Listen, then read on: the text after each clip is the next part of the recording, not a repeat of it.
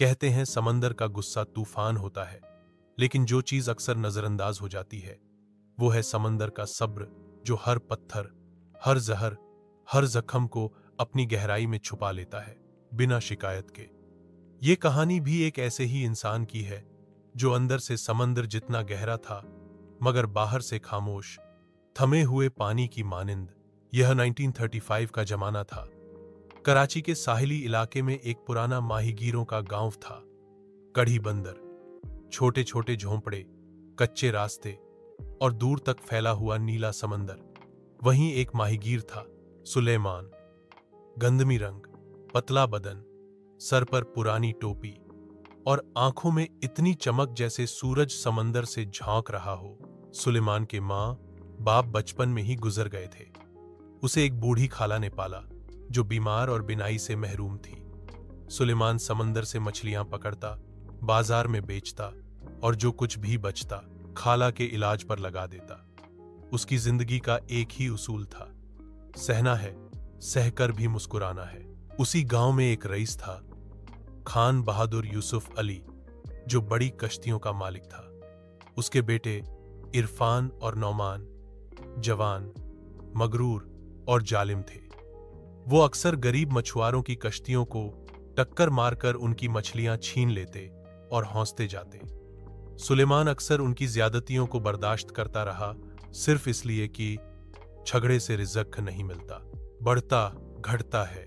एक दिन सुलेमान ने समुद्र से एक बड़ी दुर्लभ मछली पकड़ी, चांदी मछली, जिसकी कीमत इतनी थी कि उसकी खाला का पूरा इलाज हो सकता था। जैसे ही वह किनारे पर आया, इरफान और नुमान उसकी नाव में कूद पड़े और जोर जबरदस्ती से मछली छीन कर ले गए। सुलेमान ने सिर्फ इतना कहा, ले जाओ, मगर याद रखना, समुद्र से छीना गया रिज़्क एक दिन वही समुद्र वापस लेता है। इरफान ने कहा मारा और कहा, उस्ताद, तुम तो शायर हो गए, गरीबी की शायरी कर रहे हो। कुछ हफ्तों बाद यूसुफ अली की बड़ी कश्ती एक तूफान में डूब गई। लाखों का नुकसान हुआ।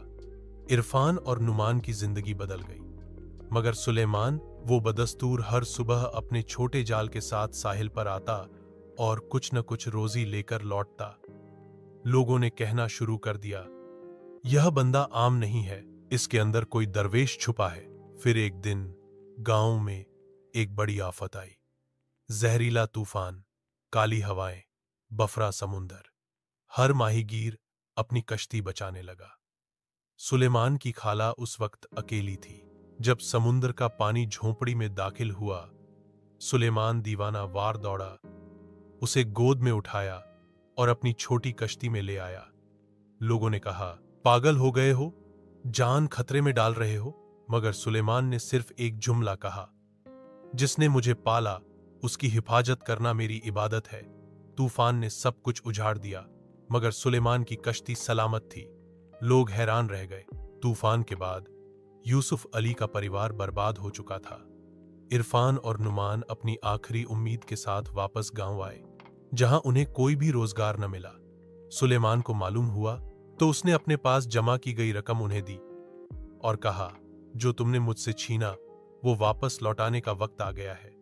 मगर मैं पैसे नहीं, दिल का सुकून बांट रहा हूं। नुमान रो पड़ा, हमने तुम्हारी जिंदगी छीनी और तुम हमें इंसानियत लौटा रहे हो। सुलेमान ने आसमान की तरफ देखा और कहा, समंदर सब कुछ निगल लेता है, मगर जब वो माफ करता है तो मोती लौटाता है। उस दिन के बाद गांव में लोग उसे बाबा सब्र कहने लगे। उसकी कश्ती पर लिखा गया, समुद्र ने मुझे सब्र सिखाया और सब्र ने मुझे खुदा के करीब कर दिया। सुलेमान ने जीवन भर न किसी से बदला लिया, न किसी को नीचा दिखाया। उसकी मौत एक शाम के वक्त हुई, जब वह समुद्र में अकेला निकला और लौटा नहीं। मगर अगली सुबह उसकी कश्ती किनारे पर लगी हुई मिली खाली, मगर उस पर एक मछली पड़ी थी, वही चांदी मछली जो बरसों पहले उससे छीनी गई थी।